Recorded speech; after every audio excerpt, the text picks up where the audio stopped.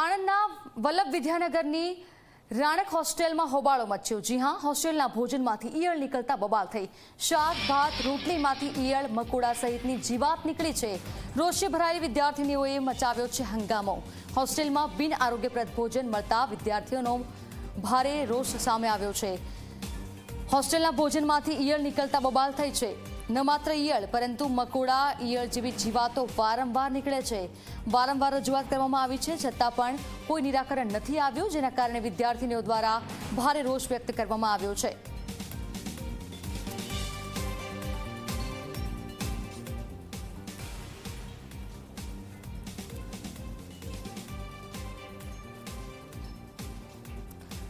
તો રોષે ભરાયેલી વિદ્યાર્થીનીઓએ હંગામો મચાવ્યો છે।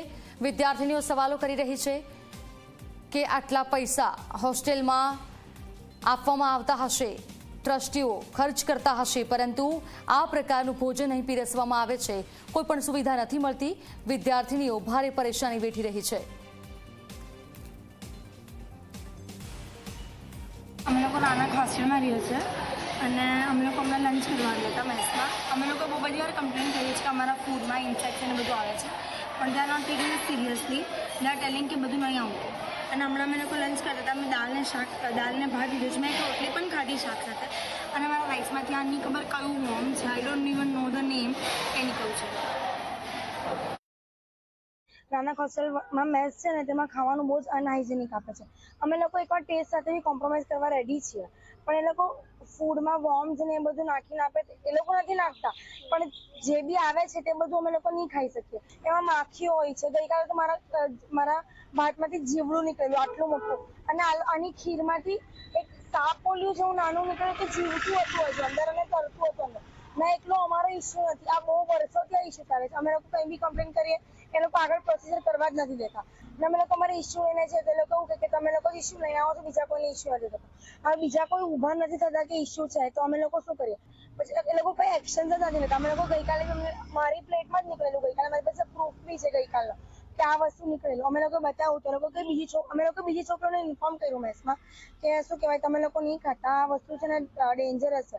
તે લોકો બધાને એવું કહી દે કે શું કહેવાય, નહીં તમે લોકો તમારી રીતે ખાઈ લો, અમે લોકો અહીંયાનું ફૂડનું ટેસ્ટ મને નહીં ભાવતું, તો અમે એના માટે કોમ્પ્રોમાઇઝ કરીએ, વાત ઠીક છે, પણ અહીંયા જીવડા નીકળે એ અમને નહીં ચાલે એવું અમે વાત કરી, પણ એ અમને આમ આગળ નથી, કોલેજમાં નથી એ થવા દેતા કે નહીં એમ, અને રિફંડ બી નથી આપતા। અમે કીધું કે ઇટ્સ ઓકે, આવું બધું છે તો અમને ચેન્જ નથી કરવું, તો અમે અમારું રિફંડ લઈને અમને હોસ્ટેલ ચેન્જ કરી લઈએ એમ, પણ એ લોકો અમને રિફંડ બી નથી આપતા। એ તો જરા બી ના ચાલે। અમારું કેવું એમ છે, યા તો તમે ચેન્જ કરો, તમારા અંદર ચેન્જ કરો, યા તો અમને રિફંડ આપો તો અમે અમારું હોસ્ટેલ ચેન્જ કરીએ, પણ એ બંનેમાં ના પાડે છે। પછી એવું તો નહીં ચાલે ને।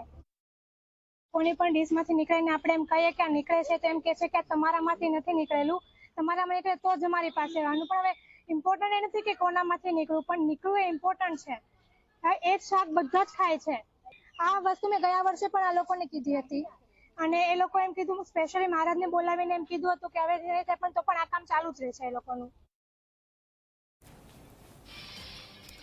તો સંવાદદાતા બુરહાન અમારી સાથે ફોનલાઈન પર જોડાયા છે। બુરહાન, હોસ્ટેલમાં ખાદ્ય સામગ્રીમાંથી જીવાત નીકળવાનો મામલો સામે આવ્યો છે, વિદ્યાર્થીઓમાં ભારે રોષ છે। શું આ મુદ્દે કોઈ તપાસ કરવામાં આવી, કોઈ કાર્યવાહી થઈ?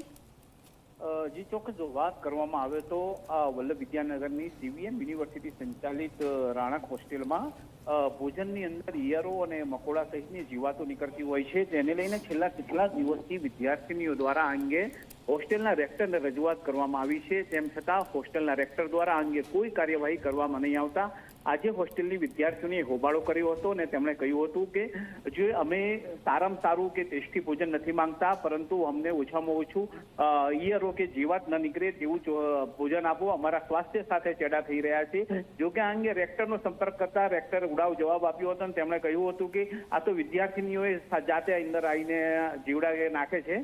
આમ અત્યારે તો આ સીવીએમ યુનિવર્સિટી સુધી મામલો પહોંચ્યો છે અને સીવીએમ યુનિવર્સિટીએ આ અંગે તપાસ કરવાની કાર્યવાહી હાથ ધરી છે। ધરા બિલકુલથી બુરહાન, આભાર આપનો।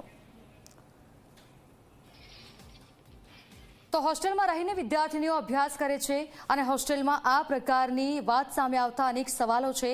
જો કે આ મુદ્દે અમારા સંવાદદાતાએ હોસ્ટેલ સંચાલકો સાથે પણ વાતચીત કરી છે. તેમનું શું કહેવું છે તે પણ સાંભળી લઈએ, કેમ કે તે સ્વીકારવાથી તો બિલકુલ રહ્યા છે, સ્વીકારતા તો નથી જ, પરંતુ આ વાત પર ઢાંક પીછોડો કરતા જોવા મળ્યા છે. વલ્લભ વિદ્યાનગરની જુદી જુદી કોલેજોમાં અભ્યાસ કરવા આવેલી રાજ્યભરમાંથી જે વિદ્યાર્થીનીઓ આણંદની વલ્લભ વિદ્યાનગરની રાણક હોસ્ટેલમાં રહે છે, અહીંયા તેઓને જે ભોજન આપવામાં આવે છે તે ભોજનમાં કીડા ઈયરો હોય છે અને તેને લઈને વિદ્યાર્થીઓના સ્વાસ્થ્ય સાથે ચેડા થઈ રહ્યા છે, જેને લઈને વિદ્યાર્થીઓને અનેકવાર રેક્ટરને રજૂઆત કરવા છતાં આ અંગે કોઈ કાર્યવાહી કરવામાં આવતી નથી. તેમજ વિદ્યાર્થીઓને કહેવામાં આવે છે કે તમને ન ફાવતું હોય તો અન્ય હોસ્ટેલ જતા રહો, પરંતુ વિદ્યાર્થીનીઓને તેઓએ ભરેલી ફી પરત આપવામાં આવતી નથી, જેને લઈને વિદ્યાર્થીનીઓમાં રોષ જોવા મળી રહ્યો છે. હું અહીંયા જે બતાવવા માંગુ છું એ વલ્લભ વિદ્યાનગરની રાણક ગર્લ્સ હોસ્ટેલ છે. આ ગર્લ્સ હોસ્ટેલમાં અનેક વિદ્યાર્થીઓ રહે છે, પરંતુ તેઓને જે ભોજન આપવામાં આવે છે તે ભોજન ખૂબ જ ખરાબ હોય છે અને તેમાં ઈયરો અને કીડા આવેલા હોય છે. આપણે અહીંયા વાત કરવાનો પ્રયત્ન પણ કરીશું. અહીંયાના જે રેક્ટર છે તેની સાથે વાત કરવાનો પ્રયત્ન કરીશું કે રેક્ટર આ અંગે શું કહેવા માંગે છે. વિદ્યાર્થીનીઓના આક્ષેપ છે કે તેમને ભોજનમાં કીડા હોય છે, આ અંગે શું કહેવા માંગશો મેડમ?